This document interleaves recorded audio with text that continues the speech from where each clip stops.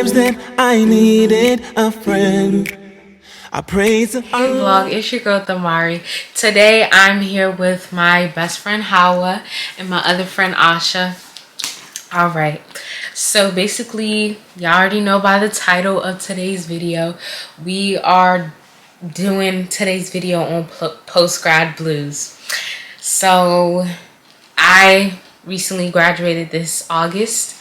When did you graduate? December 2020. When did you graduate? December 2019. All right, so we're just gonna get into it, how life was basically for us after graduation. All right, who wants to go first? The person who graduated first. Okay. Okay, so I graduated in 2019. And I graduated with the English and Digital Media Studies degree. I graduated in 2019, and that was like right before the pandemic. And then I went into grad school. Bad idea. Because I just didn't have any offers. I didn't have any job prospects. Like nothing was going on for me, and I wasn't really sure about what I wanted to do. So I went to grad school, was depressed. I did well, but I was still sad. I could not find a job. Became a caretaker for my parents. Like a lot occurred. So life after graduation was horrible, and it took me a year and 7 months to find a job. Thank God. Okay. All right, thank God for like you finding a job now. God is the highest. Hallelujah. All right. Hi guys, my name is Hawa, and I graduated in December 2020, and this was basically the second, or towards the, not the end of the pandemic, but still during the pandemic, I guess. It was kind of weird. I graduated a semester early, and a lot of things went down graduating during the pandemic and during the height of it as well. Of course, that whole 2020 year was crazy, so even going back to school on top of that, I was just like, huh? Thank God I actually got to finish and everything, and I finished well. However, like Asha, I did not know what I was doing at all. I actually had intentions of graduating and going to medical school because I graduated with a degree in biology. However, seeing how the process was going and how the pandemic was going and my mental health, that was not about to happen. So I just decided to be looking for jobs, and I thought, you know, people in the STEM field, of course, would have, you know, a job like that. I was wrong. So basically, I didn't find a job until maybe 4 to 5 months after I graduated. So I left school in November 2020. However, I did not get my degree until December 2020 because a lot of things went down with my school, and having an in-person graduation versus not having a graduation, virtual, all that type of stuff. It was just very crazy, and I'm just happy I'm done and I'm not looking back. However, when I finally got a job, I was sick and tired of it. I hated it, and during that process of looking for a job, I also decided to apply for various graduate schools, just because, I mean, what else are you gonna do? Really, unless you want to just go back to school. But I applied for various programs. Luckily, in undergrad, I had graduated without any debt. However, going into grad school, I applied to many programs in my field because in the STEM field, you have a higher likely chance of going to graduate school without any debt. However, that was not the case for me. I'm in graduate school now, and it is hard, but you know, God is working every day. So that's all I could look forward to. God waking me up every day for me to experience life. And yeah, like, it's just crazy. It's going to be a lot of depressing times when it comes to graduating. You're going to be seeing your peers have jobs. You're going to be seeing them on Instagram. I had to take months and months off of social media in order for me to focus on myself and to really be grounded in who I am in order to get back into feeling like a person again after that process, especially when you have to move back in with your parents, which is a whole nother process. That's a whole nother It's a thing. whole nother thing. My chest just started to burn. Oh my gosh. All right, so now to me. Basically, How about you, ma'am? Share. You have anything to share with the class? basically, it's like, okay, so I did an internship. No, I did an internship. I was a social media intern for a therapist. I don't know. My journey in college was just up and down. I changed my major 10 times, y'all. 10? We remember. Yeah, 10 times. Damn, you was going through it on Finsta. Literally changed my major 10 times. Jumping from like no exaggeration, guys. I changed my major 10 times. So I went from like the STEM field, dentist, You were nursing. I went back to nursing so many times. So I just kept on failing anatomy and physiology till I was like, you know what, y'all, nursing ain't for me. So my parents would pressure on me on like hurrying up and finishing college because my very close friends, they all graduated like a semester early. So my parents thought that was the normal thing to do. So they're like, why are you spending such a long time in college and stuff? So I transferred to a new school because my old school was like, oh, if you change your major again, you'll be here for an extra year. So I was like, you know what, I'm gonna transfer. And I transferred. The college I went to accepted all my credits and stuff. And then I, went there. I graduated, like, I finished. Like, I hurried up and finished. I just did a major that I was interested in. But I did family science. I graduated with a degree in family science, which is like the public health aspect of families. So, yeah, I was kind of interested in that. Yeah, I did that thinking I wanted to become like a social worker or a therapist. And then I interned for a therapist, and then I realized I don't want to be a therapist because one of the main reasons is that it takes almost 4 years to be a licensed like therapist, and I'm not trying to 4 years, like that's just too much for me. Like that's basically medical school, and that's not, and I need money now. I want to make money now. So yeah, and life after college, yo, it's full of loneliness. Like, especially for me, since I don't want to go to grad school right away, and all my friends are in grad school, all my friends have jobs and stuff, and I'm still doing this job search. Like, I haven't worked any job since the pandemic, y'all. And now I'm thinking, oh, I got a degree. It's gonna be PPP loans. Girl, so I'm not trying to go to jail. It's not that type of video. I'm sorry. I added comedy into everything. I'm gonna stop.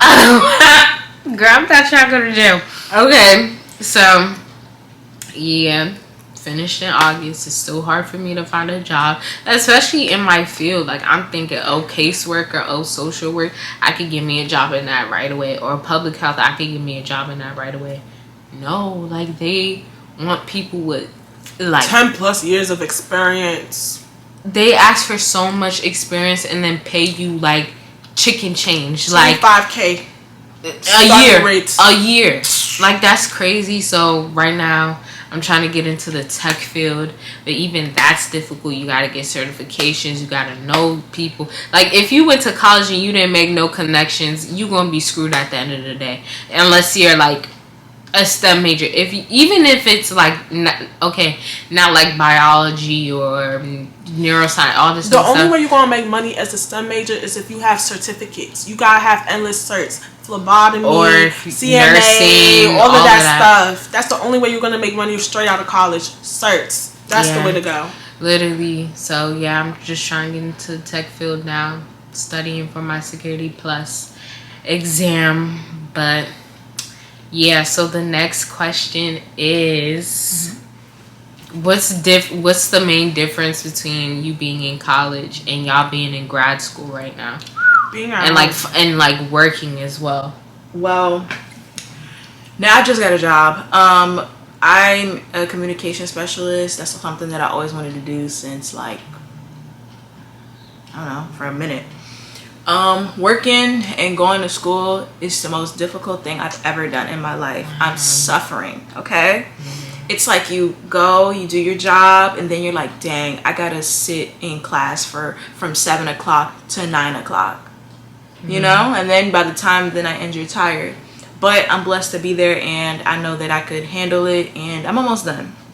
Being at home sucks. African parents, Oh my god, they're being extra nice to me because they don't know what's going on. We're not making money over here. We gotta leave. Yes. But no, for real, like they know that I can leave at any time. It's a bit more freeing to have that financial freedom for once in your life, because like, you know, my folks, they coming from a different country, like they haven't like reached the places that I have personally reached.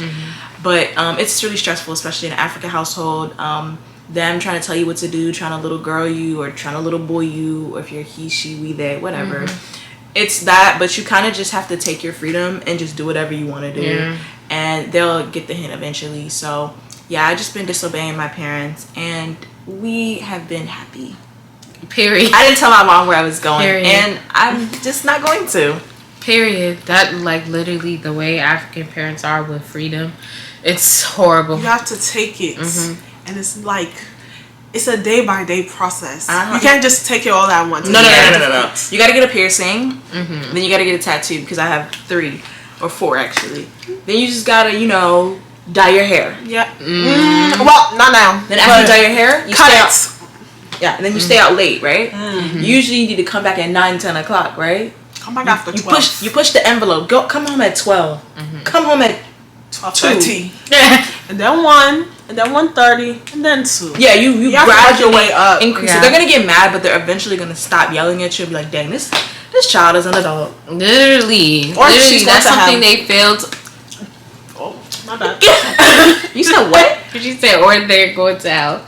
Because if you get a tattoo, if you get certain things, if you disrespect them, it's like if you come from a very religious household, Yeah, Christian and Muslim. Muslim, it can turn into a whole different idea. Yeah. So I know what I'm going through. I know what a lot of my peers are going through living at home with their parents and stuff. My parents are You realize how insufferable your parents are to live with? Like, my mom was crying about toothpaste and how like I just didn't put the top back. I was like, I'm sorry, I was just in a rush. Like, you always do that. And I'm just like, okay.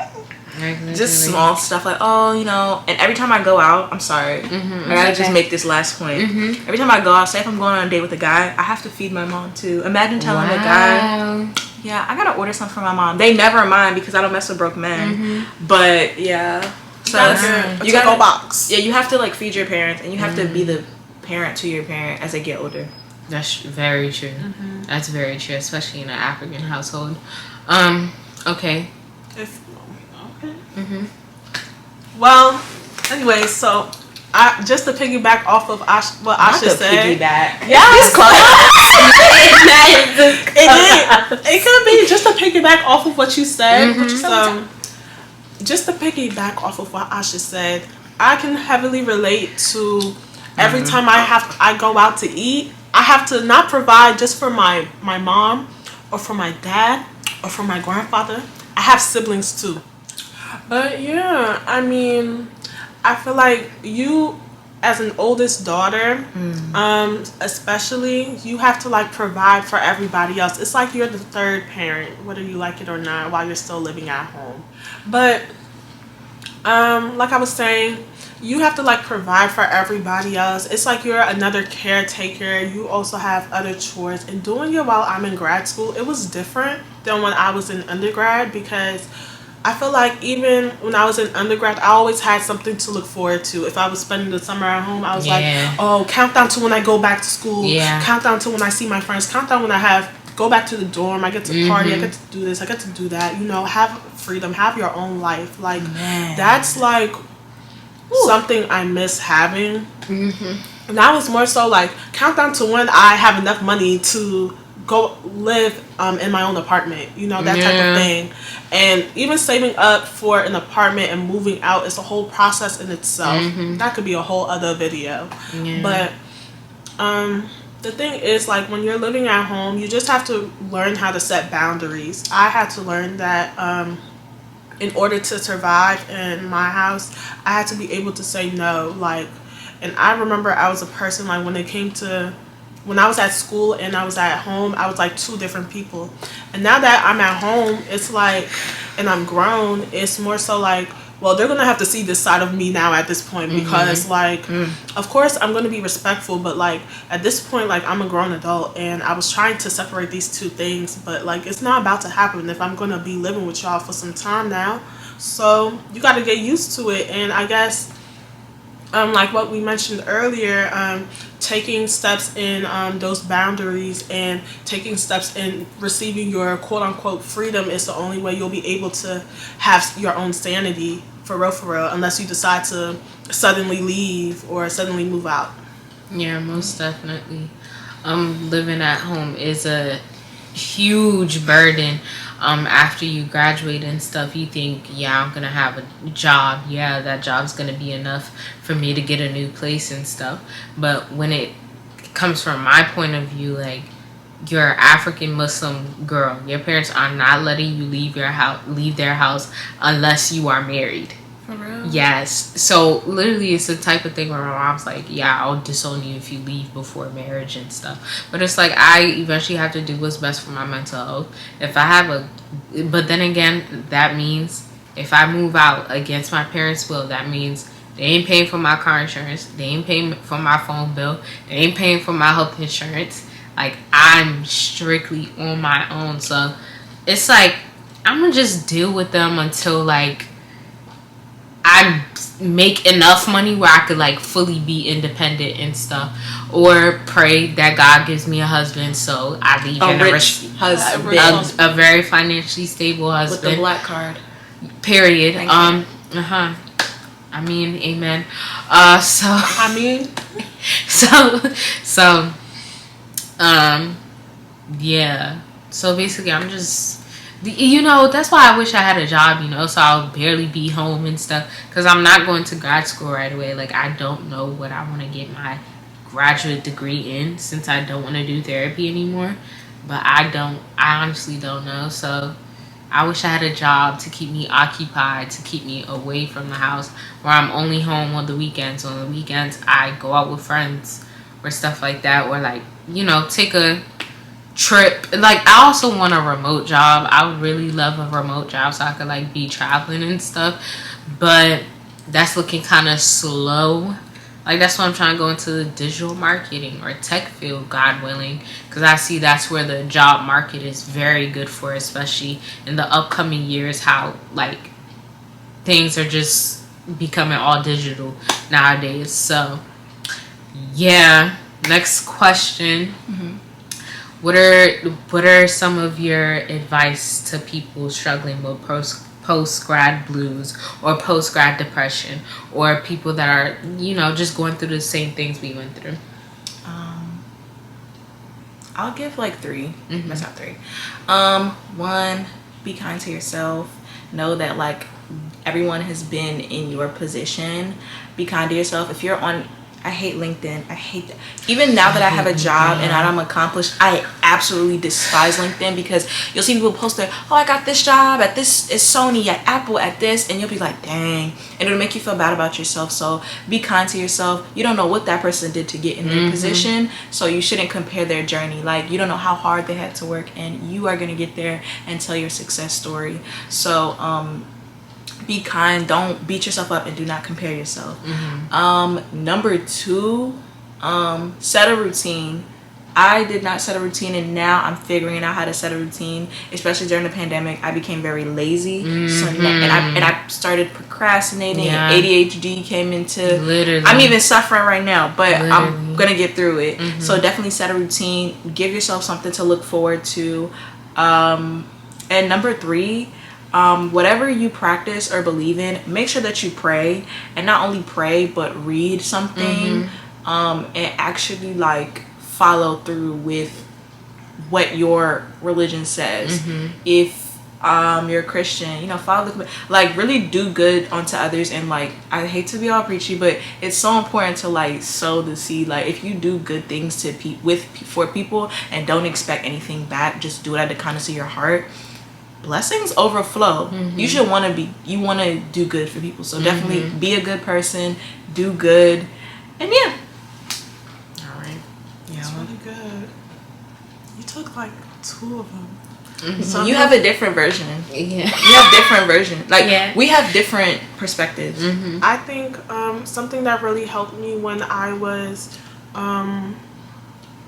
during my whole post-grad blues was definitely setting goals for myself. I didn't set no weekly goals or daily goals. I set a monthly goal because I was like, okay, by the end of the month I'm going to make sure to do this, that, and the third. So I would make like 3 monthly goals. By the end of this month, I'm going to make sure to do, like, if I was applying to grad school, I would be like, okay, let me do 2 of these applications. Let me make sure I have 2 people read this. And I was just making